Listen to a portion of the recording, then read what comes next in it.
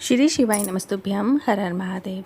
छत्तीसगढ़ भिलाई के जयंती भाई स्टेडियम में गुरुजी पंडित प्रदीप मिश्रा जी के द्वारा शिव महापुराण कथा शुरू हो गई है, जो कि 17 अगस्त से शुरू हुई है और ये कथा 23 अगस्त तक चलेगी। आज सचना यूट्यूब के माध्यम से आप लाइव दोपहर में 1 बजे से 4 बजे तक देख सकते हैं। इस वीडियो में आपको 21 अगस्त सावन शुक्ल नौमी तिथि के एक विशेष उपाय की जानकारी प्राप्त होगी, जो कि आप कल के दिन कर सकते हैं। अगर किसी कारणवश आपने आज की कथा नहीं सुन पाए हैं तो पूरी कथा का रसतत्व आपको एक छोटे से वीडियो से प्राप्त होगा। तो बढ़ते हैं आज की कथा की पहली जानकारी की ओर। गुरुजी ने कहा, भगवान शिव की ही कृपा होती है जो हम सावन के महीने में ये शिव महापुराण कथा का श्रवण कर पा रहे हैं। शिव पुराण की कथा कहती है 2 चीज़ें ऐसी होती हैं, कर्म और भाग्य। भोलेनाथ चंचूला से कहते हैं, भाग्य अपने हाथ में नहीं है पर कर्म अपने हाथ में है, और कर्म अगर हम श्रेष्ठ करेंगे तो भाग्य भी उसी अनुसार लिखाया जाता है। लोग कहते हैं भाग्य लिखने वाला विधाता होता है। शिव पुराण की कथा कहती है, भाग्य लिखने का कार्य हमारा कर्म करते हैं। बढ़ते हैं आज की कथा की दूसरी जानकारी की ओर। केवल मंदिर, तीर्थ, कथा या गुरु के पास चले गए तो क्या तुम्हें ज्ञान मिलेगा? नहीं। जब तक तुम कर्म नहीं करोगे, मेहनत नहीं करोगे, तब तक आपको सफलता प्राप्त नहीं हो सकती, आपको वो ज्ञान प्राप्त नहीं हो सकता। बढ़ते हैं अगली तीसरी जानकारी की ओर। लिपिता दास जी पत्र लेकर आई, लिखती हैं, शादी के 19 साल बाद बाबा ने पुत्र दिया। मैंने बाबा से मांगी थी, पीछे पड़ी ही रही, उन्हें पकड़ के ही रखी। मेरी एक 15 साल की बेटी थी जिसको ब्लड कैंसर हो गया और वो मुझे छोड़कर चली गई। 2023 में पहली बार आपकी कथा सुनी और प्रार्थना की और बाबा ने मुझे संतान सुख दिया है, उसी का आभार व्यक्त करने आई हूँ। बढ़ते हैं अगली चौथी जानकारी की ओर। ललिता यादव जी पत्र लेकर आई, लिखती हैं, 1 लोटे जल का महत्व बताना चाहती हूँ। शादी के 22 साल हो गए थे पर संतान सुख नहीं था।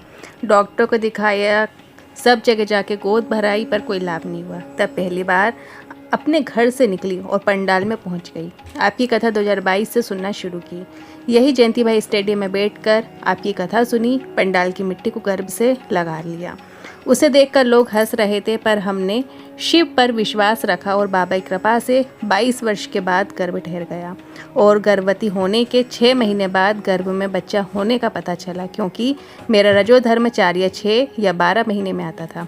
पेट में भारीपन महसूस हुआ तो डॉक्टर को दिखाने गए तो डॉक्टर ने कहा, ये तो चमत्कार हो गया, गर्भ में संतान है, मैंने स्वस्थ बच्चे को जन्म दिया है, उसी का आभार व्यक्त करने आई हूँ।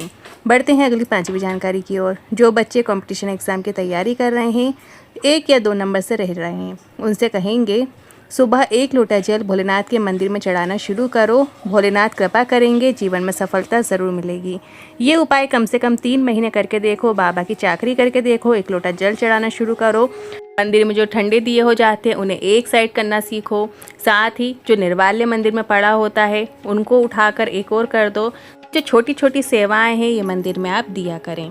बढ़ते हैं अगली 6वीं जानकारी की ओर। कौशल्या जी पत्र लेकर आई, लिखती हैं, शिव महापुराण की कथा सुनी और जल चढ़ाना शुरू किया। बाबा ने टूटा घर बनवा दिया। बेटा 2018 से सरकारी नौकरी की तैयारी कर रहा था पर 1-2 नंबर से रह जाता था। बेटे को 1 लोटा जल चढ़ाने को कहा। बेटे ने कहा, क्या ऐसा करने से नंबर बढ़ सकते हैं? बाबा ने कृपा की और पुराने डले फॉर्म में उसका चयन हो गया है, उसी का आभार व्यक्त करने आए हैं। बढ़ते हैं अगली 7वीं जानकारी की ओर। ब्राह्मणों ने महादेव से प्रार्थना की, दुनिया का सबसे बड़ा तीर्थ क्या है? तो महादेव ने कहा, अपने माता पिता के चरण। बढ़ते हैं अगली 8वीं जानकारी की ओर। डाली साहू जी पत्र लेकर आए, लिखती हैं, मेरी बेटी को बच्चा हुआ, उसका वजन 1 किलो 750 ग्राम का था। दिल में 2 छेद बता दिए गए और ऑपरेशन की बोला। हमने दवाई ली और सीहोर से रुद्राक्ष लिया और वहाँ की मिट्टी भी लेकर आ गए। रुद्राक्ष का जल बच्चे के शरीर में लगाते थे, दवाई उसे खिलाते और जांच कराई तो उसके छेद भर आ गए थे, उसी का आभार व्यक्त करने आए हैं। अगला पत्र आया है नैन बाई का। पेट में दर्द हो रहा था, पता चला गर्भाशय में गठान हो गई। डॉक्टर ने 3 महीने दवा खाने को कहा। मैंने खाना शुरू की और सीहोर से रुद्राक्ष लेकर आ गई। वहाँ का रुद्राक्ष का जो जल है वो आचमन करना शुरू किया और आपने आसिकनी माता का एक उपाय बताया था, वो उपाय मैंने किया और बाबा की कृपा से गांठ पूरी तरीके से गल चुकी है, उसी का आभार व्यक्त करने आए हैं। बढ़ते हैं अगली 10वीं जानकारी की ओर। गुरुजी की जो आगामी शिव महापुराण कथा है उनकी जानकारी देख लेते हैं। 25 अगस्त को है विशाल कावड़ यात्रा और जो कावड़ यात्रा में शामिल हो रहे हैं, सीहोर की सीवरा नदी के तट से जो कावड़ यात्रा शुरू होगी, 11 किलोमीटर की कावड़ यात्रा रहेगी। यदि आप संतान प्राप्ति के लिए कावड़ भर रहे हैं तो थोड़े से चावल अपनी झोली में ज़रूर लेकर जाएं। थोड़े से चावल अपनी झोली में ज़रूर लेके जाएं और फिर कावड़ भरें और बाबा को अर्पित करें।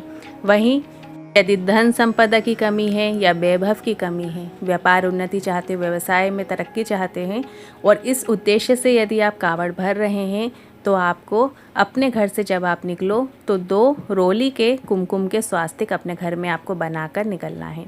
और फिर जब आप वहाँ से कावड़ भरेंगे कुबरेश्वर बाबा के धाम में, जब आप कावड़ का जल चढ़ाएंगे तो वहाँ से जो जल प्राप्त कर कर लाएंगे, तो वो जल का जब आप घर में प्रवेश करेंगे उसके पहले उसका छिंटन वही 2 कुमकुम स्वास्तिक जो आपने बनाकर निकले हैं उस पर आपको कर देना है। बाबा की कृपा ज़रूर होगी।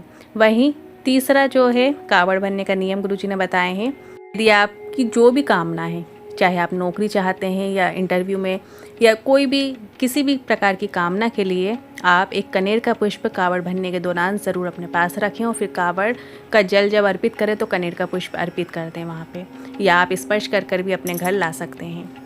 इस तरीके से 3 प्रकार से कावड़ का जल भोले बाबा को आप चढ़ा सकते हैं। यदि आप सीहोर कुबरेश्वर धाम नहीं जा पा रहे हैं तो अपने ही नज़दीक में जहाँ भी मंदिर है, अगर आप कावड़ में शामिल हो रहे हैं तो इस उपाय को आप कर सकते हैं। इस तरीके से कावड़ भर सकते हैं। अब कल है 21 अगस्त और सावन की 9वीं तिथि है, साथ ही शुक्रवार का दिन है, तो इसमें आप इस विशेष उपाय को कर सकते हैं। कभी स्वप्न में यदि सर्प दिखते हैं या मरे हुए जो पितृ होते हैं वो दिखते हैं, या जो मर जाते हैं कम उम्र में वैसे वाले प्रेत दिखते हैं, या नग्न कोई दिख रहा होता है, या मुर्दा कभी दिख रहा होता है, तो आपको 4 पुष्प लेना है। 3 सफ़ेद पुष्प और 1 लाल पुष्प आपको ले लेना है।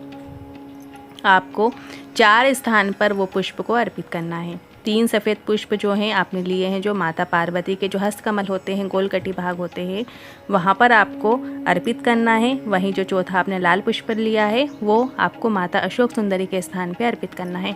जलाधारी में जो बीच में मोटी लाइन होती है वहाँ पर लाल पुष्प को आपको अर्पित कर देना है। इसके बाद 4 पुष्प आपको उठा लेना है, पर पुष्प उठाने की जो शुरुआत है वो आपको लाल पुष्प से करना है। जो आपने अशोक सुंदरी माता के स्थान पर लाल पुष्प चढ़ाया है उसको पहले उठा लें, फिर बाद में जो आपने कटी भाग में माता पार्वती के 3 सफ़ेद फूल चढ़ाए हैं वो आपको उठा लेना है। इन सबको उठा लेने के बाद, 4 पुष्पों को उठा लेने के बाद, जो मंदिर में त्रिशूल लगा होता है, त्रिशूल के चरणों में उन 4 पुष्पों को रख दिया जाता है, समर्पित कर दिया जाता है, और माता और शिव का स्मरण करके अपनी बात कहकर त्रिशूल का स्पर्श करके घर आ जाते हैं। इसके बाद कभी भी बुरे और गलत स्वप्न नहीं आ सकते, ये निषेधा है। ये उपाय आप 21 अगस्त सावन नवमी में कर सकते हैं। क्या आपको पता है, गुरुजी ने अभी पिछली कथाओं में बताए थे कि त्रिशूल में जो महत्वता है हर एक डंडी की वो क्या होती है। त्रिशूल के अंदर जो बीच वाली डंडी होती है वो एकदम जो सीधी होती है, और आजू बाजू जो डंडियाँ होती हैं वो सर्प की आकृति की होती हैं। आपने देखा होगा त्रिशूल ऐसे होता है, बीच में सीधी डंडी और आजू बाजू थोड़ी सी लहर खा के डंडी होती है। तो आजू बाजू जो डंडी है वो एक है शेषनाग और एक है वासुकी नाग, और बीच में जो आप त्रिशूल पकड़ने के लिए उपयोग करते हैं नीचे साइड का, वो है माता जगदम्बा आदि शक्ति। 2 सर्पाकार की जो डंडियाँ हैं जो वासुकी नाग और शेष नाग का प्रतीक हैं, वहीं बीच की जो सीधी डंडी होती है पास वाली, उनके दोनों के बीच वाली, वो हरि और हर का प्रतीक है। दुष्टों के संहार के लिए ही ये त्रिशूल प्रकट हुआ था। अब बढ़ते हैं 21 अगस्त सावन नवमी में किए जाने वाले अगले विशेष उपाय की ओर। देखिए 21 अगस्त को सावन शुक्रवार का दिन भी है, तो माता लक्ष्मी की विशेष कृपा प्राप्ति के लिए आपको कमल गट्टे का प्रयोग करना है इस दिन जल में। जैसे आप जब जल चढ़ाने जाएंगे भोले बाबा के मंदिर में, यदि आप 2 कलश से अभी जल चढ़ा रहे हैं तो दोनों कलशों में एक एक आप कमल गट्टा डाल सकते हैं, या एक ही कलश में भी आप कमल गट्टा एक डाल सकते हैं, या कमल पुष्प मिल जाए तो काफ़ी अच्छी बात है, नहीं तो कमल गट्टा आप डाल लीजिए। और फिर आपको भोले बाबा के मंदिर में जल अर्पित करना है। जैसे आप कावड़ जल अर्पित करते हो दोनों लोटे को एक साथ एक धार बनाते हुए, वैसे आपको जल अर्पित करना है। और श्री शिवाय नमस्तुभ्यम या नमः शिवाय मंत्र का स्मरण कीजिएगा, और जलाधारी से जो जल आ रहा है उसको झेल लेना है। यदि जल चढ़ाते समय कमलगट्टे नीचे गिर जाते हैं तो कोई बात नहीं, यदि जल कलश के अंदर कमलगट्टे रह जाते हैं तो उनको आप भोले बाबा की शिवलिंग पर ही अर्पित कर दें। और जलाधारी से जो जल है वो आपको प्राप्त कर घर ले आना है, और घर में जो मेन चौखट होती है वहाँ पे उस जल का छिंटन ज़रूर करें। साथ ही आप अपने पूरे घर में उस जल का छिंटन करें, या व्यापार व्यवसाय वाली जगह पे भी आप उस जल का छिंटन कर सकते हैं। माता लक्ष्मी की विशेष कृपा होती है। साथ ही आप अच्छे कर्म कीजिए, नाम जाप कीजिए, भगवत भजन कीजिए, दूसरों की निंदा से बचिए। कई लोगों के ऐसे कमेंट्स भी आते हैं, या कई लोग ऐसा सोचते हैं कि हम तो सब कुछ कर रहे हैं, सारे उपाय कर रहे हैं, पर हमें लाभ नहीं हो रहा है। तो देखिए सबके अपने कर्मों की फाइल होती है, कई कर्मों की बहुत मोटी फाइल होती है। धीरे धीरे आप जब भगवत भजन करना चालू करते हैं, आराधना करना चालू करते हैं, तो धीरे धीरे वो फाइल आपकी कम होती जाती है। आपका ये सोचना गलत है कि मैंने सब कर लिया और मुझे कोई लाभ नहीं हो रहा है, ऐसा नहीं है। लाभ ज़रूर होता है पर आपको वो दिखाई नहीं देता। जैसे आपको पिछले जो आपने पूर्व जन्मों में जो पाप कर्म किए हैं वो आपको पता है नहीं ना, उसी तरीके से जो हम इस जन्म में जो अच्छे कर्म कर रहे हैं, सत्कर्म कर रहे हैं, भगवान का नाम ले रहे हैं, तो ये कभी मिटता नहीं है। इसका पुण्य आपको ज़रूर मिलेगा, इसका लाभ आपको अवश्य मिलेगा, चाहे अभी नहीं तो बाद में, पर मिलता ज़रूर है। अब बढ़ते हैं अगले एक विशेष उपाय की ओर। यदि विवाह में देरी हो रही है, मंगल दोष के कारण विवाह नहीं हो रहा है, अच्छे रिश्ते की प्राप्ति नहीं हो रही है, तो प्रतिदिन ये सरल उपाय आपको शुरू कर देना है। रोज़ एक लाल पुष्प माता मंगला का नाम लेकर आपको शिवलिंग पे अर्पित करना शुरू करना है, या माता के मंदिर में भी जाकर आप अर्पित कर सकते हैं। ये नियम बना लेना है आपको कि रोज़ हमको एक लाल पुष्प माता के मंदिर में अर्पित करना है, समर्पित करना है, या शिवलिंग पर ही हमको अर्पित करना है। शीघ्र अतिशीघ्र अच्छे रिश्ते की प्राप्ति होगी, मंगल विवाह होगा। शिवलिंग में जो गोल कटी भाग होता है, माता पार्वती की जो हस्त कमल है, वहाँ पर भी आप उस लाल पुष्प को अर्पित कर सकते हैं माता मंगला का नाम लेकर। साथ ही सावन का महीना चल रहा है, तो 5 ऐसे वृक्ष हैं कि इसके नीचे अगर आप शिव नाम या मंत्र जाप करते हो तो आपको ये अनंत कोटि गुना फल प्रदान करते हैं। 5 वृक्ष ऐसे हैं, बेलपत्र है जिसमें एक, दूसरा है पीपल, तीसरा है आंवला, चौथा है वट वृक्ष और 5वां है शमी का वृक्ष। यदि ये 5 वृक्ष आपके मंदिर प्रांगण में हैं तो वहाँ पे कुछ देर के लिए ज़रूर जाइए और भगवत नाम का स्मरण ज़रूर कीजिए। हर जगह नाम का फल का अलग अलग महत्व होता है। यदि आप मंदिर में नाम जाप करते हैं तो वहाँ का आपको अलग फल मिलता है, वृक्ष के नीचे करते हैं वहाँ अलग, तीर्थ पे करते हैं वहाँ अलग, घर में करते हैं वो अलग। तीर्थों में जो हम सत्कर्म करते हैं, तीर्थों में जो हम नाम जाप करते हैं, मंत्र जाप करते हैं, अनुष्ठान करते हैं, उनका फल हमें कोटि गुना होकर प्राप्त होता है घर के मुकाबले में। तीर्थों में जो पाप कर्म होते हैं वो भी हमें अधिकता में ही प्राप्त होते हैं। जब भी तीर्थ जाओ तो अपनी व्यर्थ की चीज़ों से बचो, जितना हो सके बस भगवत नाम और भगवत स्मरण में ही अपना टाइम निकालो। जैसे मान लो आपको वृषभ धाम जाते हैं, निंदा चुगली से ऐसी जगहों पे बचिए। जहाँ भी मंदिर जाते हैं, तीर्थ जाते हैं, नदी में स्नान करने जाते हैं, जहाँ भी ऐसे पवित्र स्थान जब आप जाते हैं तो आप निंदा चुगली से बिल्कुल दूर रहिए। किसी भी प्रकार की कोई भी निंदा मत कीजिए, क्योंकि वहाँ पे यदि एक बार भी हम थोड़ी सी भी निंदा हो जाती है हमसे, तो वो उसका जो पाप कर्म है वो हमें अधिक गुना में प्राप्त होता है और फिर वो हमें भोगना पड़ता है। बढ़ते हैं अगले विशेष उपाय की ओर। पिछले वर्ष की कथा में गुरुजी ने इस उपाय को बताया था, जो कि आप शुक्ल पक्ष की नौमी तिथि में कर सकते हैं। मान लो कि डॉक्टर कह दें कि बच्चे की धड़कन नहीं है, या शरीर पूरा नहीं हुआ है, या स्वस्थ नहीं दिखाई दे रहा है। जब आप उसको टेस्ट कराते हो तो कुछ गड़बड़ यदि गर्भस्थ शिशु में है तो आप ये उपाय कर सकते हैं। इस उपाय में आपको 7 बेलपत्र लेना है और 7 कोई भी पुष्प ले लेना है। जैसे पुष्प आपको मिल जाते हैं वैसे आप 7 कोई भी पुष्प ले लीजिए। आपको शंभेश्वर महादेव का नाम लेते हुए 1 बेलपत्र अर्पित करना है और इसके बाद 1 पुष्प अर्पित करना है। ऐसा करके आपको 7 बेलपत्र और 7 पुष्प अर्पित करना है। मतलब जो आप शिवलिंग पे 1 बेलपत्र अर्पित करेंगे ना, उल्टी जलाधारी की ओर डंडी करते हुए, फिर उसके ऊपर 1 पुष्प अर्पित करें, फिर उस पुष्प के ऊपर 1 बेलपत्र अर्पित करें, फिर 1 पुष्प अर्पित करें, फिर 1 बेलपत्र, फिर 1 पुष्प, फिर 1 बेलपत्र, फिर 1 पुष्प। ऐसा करके 7 बेलपत्र और 7 पुष्प आपको शंभेश्वर महादेव का नाम लेते हुए अर्पित कर देना है। इसके बाद 1 बेलपत्र और 1 पुष्प उसी में से आपको उठाकर घर ले आना है और इसके बाद 15 दिन बाद फिर से जांच कराइए। बाबा उसे पूर्ण और स्वस्थ अवश्य बनाएंगे। शंभेश्वर महादेव का स्मरण करने से 33 कोटि देवी देवताओं का भाव उसमें समाहित हो जाता है। साधारण नहीं है शंभेश्वर महादेव का नाम। बढ़ते हैं एक और अगले विशेष उपाय की ओर। कितनी ही बड़ी यदि बीमारी है, कितना ही बड़ा रोग हो गया है, तो डॉक्टर से इलाज कराइए। डॉक्टर जो दवाइयाँ देते हैं वो भी आप साथ में कीजिए। पर शिवलिंग पर जो माता अशोक सुंदरी का स्थान है, अपना सीधा हाथ उस पर रखिए और श्री शिवाय नमस्तुभ्यम बोलते हुए शिवलिंग के ऊपर जो भी बेलपत्र चढ़ी हो उसे आपको प्राप्त कर लेना है।